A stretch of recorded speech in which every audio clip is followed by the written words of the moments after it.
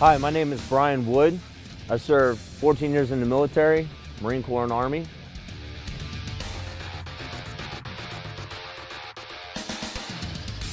You know, with modern society, everything is provided for us. You know, if we get thirsty, we get hungry, we just go to the store, we go to the fridge. If we need to get warm, we grab a blanket. But when you find yourself in an emergency situation, these things aren't that accessible, which begins to start causing reactions in our body. You know, you start getting cold, you don't have a way to maintain your body heat, it causes a lot of worry. The things that I notice when I've taught survival courses is that we bring a lot of bad habits from modern society out into the wild. I've noticed people use knives, very unsafe, and chances the risk for personal injury. Oh, will you look at that? Oh. Because at home, you know, you think you cut yourself, you grab a Band-Aid. If you're out here and you cut yourself, it's potentially life-threatening. It's really a lot of basis of being able to control yourself, control your mind, and make proper decisions, because every decision you make is potentially life-threatening. Survival psychology. How much do you think your survival situation is based on psychology? Anybody got an estimate? It's 90%. There was a pilot that went down and he was on a frozen lake. When they found him, they found a note, 2 cigarette butts, and a shell casing, and blood all over the cockpit. They read the letter and it said, "I can't handle this. I'm going to smoke a cigarette and I'm going to pop a round in my head." The guy was trained, he had equipment, but he had no will to live. Another guy they found in Arizona, he was burnt black. He crawled several hundred miles on his hands and knees, and everything that he did was contrary to him living. And they asked him, "How did you live? How did you survive?" He said, "I just wanted to see my family again." Did everything contrary, still lived. So training and gear does not ensure your survival. It's your mindset. So some of the things we experience is panic, fear, and then we also have exposure to the elements. Those are the three biggest killers out in the wild. Every day we experience some form of panic. Anybody overslept knows that you're going to be late for work. I'm late. You can feel it. You feel your heart racing. You feel adrenaline. You start moving. That's not controllable. It's your sympathetic nervous system.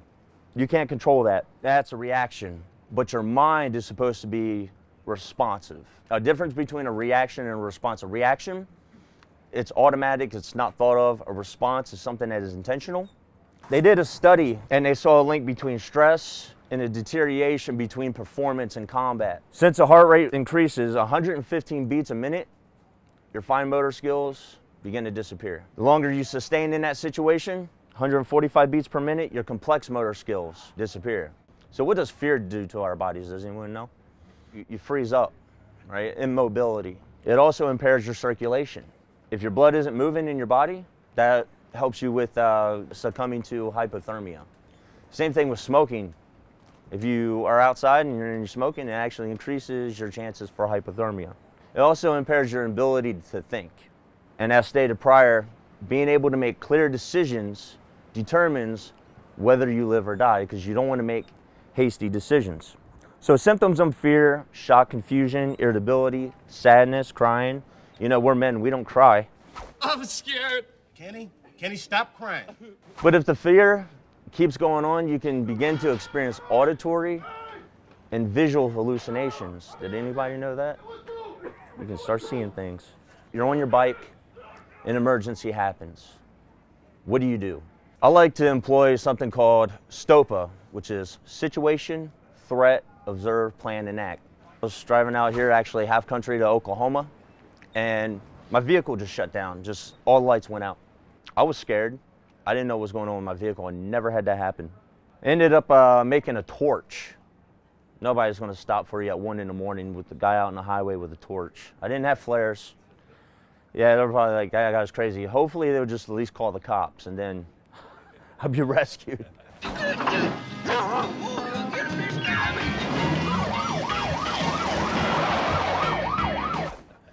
So I look at my situation and see where I'm at, what I'm in. And then I look at my threats, okay? I'm out in the desert. I have food, I have water. I'm good to go there. But nobody can see me. My car's gray. There's no street lights. I could get hit. So you're identifying the threats to your life in that situation, and situation always dictates. You want to first observe and then develop a plan. So you look around, can I see a town? You know, are there cars going by? I'm observing my surroundings. And then I need to make a plan according to that. And then I need to put that plan in action, because as we know, if you have a plan and don't do anything, nothing happens, right? Now, of course, you say, all right, we're going to be here, we're going to meet at this time, we're going to stop here.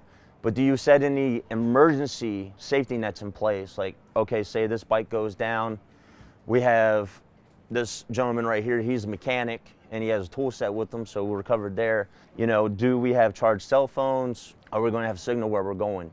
You get this intel so that you do encounter a situation, you can quickly take care of it because you already started thinking about it.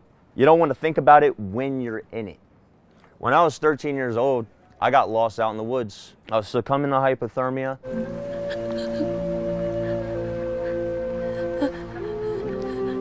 And I tried using a lighter to start a fire. 32 degrees and below, Bic lighter stopped working. I didn't know that. So, why ain't this working? Tried crossing a stream. Forgive me, I was 13. I walked across some ice and I crashed into the water. And I did it twice. I didn't learn it the first time. Kids, you know. So in that moment, you have to decide, am I going to self-rescue or am I going to wait for help? A lot of factors in that. One is resources. Do you have things with you to sustain yourself? Biggest killer out in the wild is exposure. So do you have the means to keep yourself warm throughout the night? Fire is very important. Clothing. Your clothing should be sufficient enough that if you have to spend the night and you can't make a fire, that's going to help you get through. So what's really helpful with the state of mind when you're stressed and you know you have these things that you're worried about, making declarative statements, self-affirmations. I will get rescued. I will get through this. You know, keeping yourself a positive mental attitude. Anybody seen The Revenant? All right, well, that's based off of a true story, Hugh Glass. His motivation to survive was revenge. So whether it be you want to see your family, you want to honor the memory of your friend, your combat buddy, or you just want to see the next day because you know problems are temporary. Sometimes they feel like they're permanent, but things all pass, right? Richard Von Pham, this guy, this is probably one of the worst situations I think I could be in, is he was adrift at sea for 3 months. He had to collect rainwater to drink, and he was roasting seabirds. And the statement that he made was, if you are scared, you will die. That's a pretty scary situation to come through. What kind of characteristics could we develop to make ourselves more effective in a crappy situation? The Marine Corps likes to teach these leadership characteristics and leadership principles. And we got a little acronym called JJ Did Tie Buckle. First one is justice. You know, that's being consistent. Judgment, being able to make decisions, because hesitancy in making a decision gets you killed. You know, dependability, initiative, decisiveness, tact, integrity, enthusiasm, positive mental attitude. Bearing is simply not losing your shit. God, if you listen, help! Unselfishness, courage, you know, face the fears that you're experiencing in that moment. Knowledge, you know, get training, understand the limitations and capabilities of all your gear, understand the limitations and capabilities of yourself and also of your team. The team leader's responsibility is to understand everybody in his crew, what they're really good at. You know, when we would run missions, I had a guy who was a truck driver. He was very good at directions, so I'd have him lead the way. Even though I was in charge of the convoy, I would have him my next to command because that's what he was really good at. So the survival priorities, does anybody know all the priorities that you do need in a survival situation? Water is one. Food. Shelter. Protection. Signaling. not really focused on a lot. But my situation would have been drastically changed when I was in the dark in Arizona desert if I had flares. Not creating a torch off the landscape with spray paint and a rag, lighting it on fire. Hey! So food, fire, water, shelter, signaling, first aid, hygiene, actually.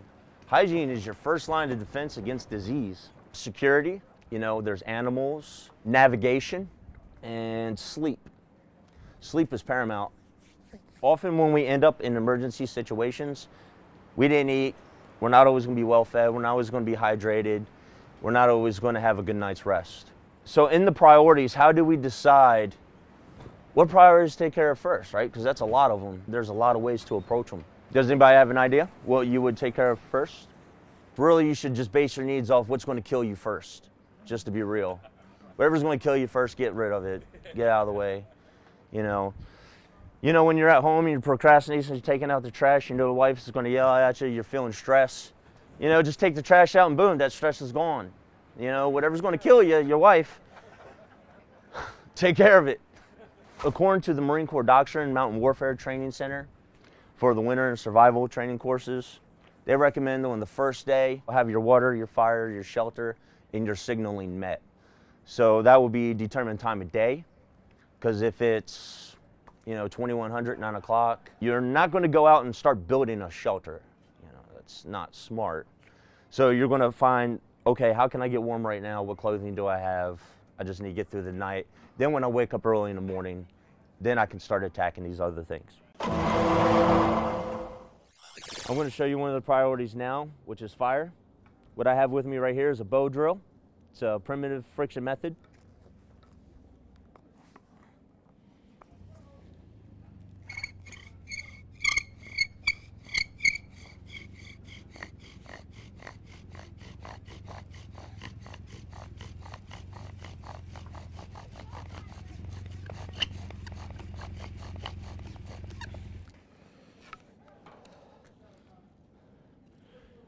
Through the friction of the spindle and the fireboard, creates ember so you can get a fire going.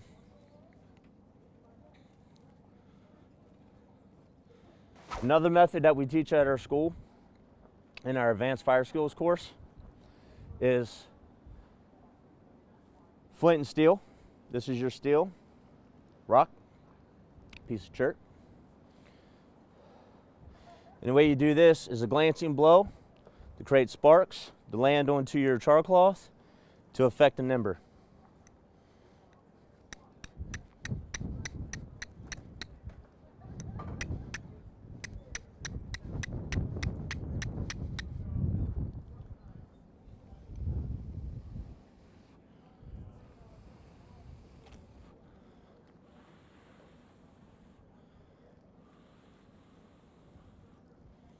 There we have it. Well, that's the episode. Thanks so much for joining me on The Ride of My Life. Do me a favor, click the subscribe tab below so you can follow us and you won't miss any more episodes. As well, you can reach us at brad@therideofmylife.net and let us know what you think, where you'd like us to feature, if you'd like to come with us, or, give us some advice. We'd really like to hear what you have to say. Thanks so much.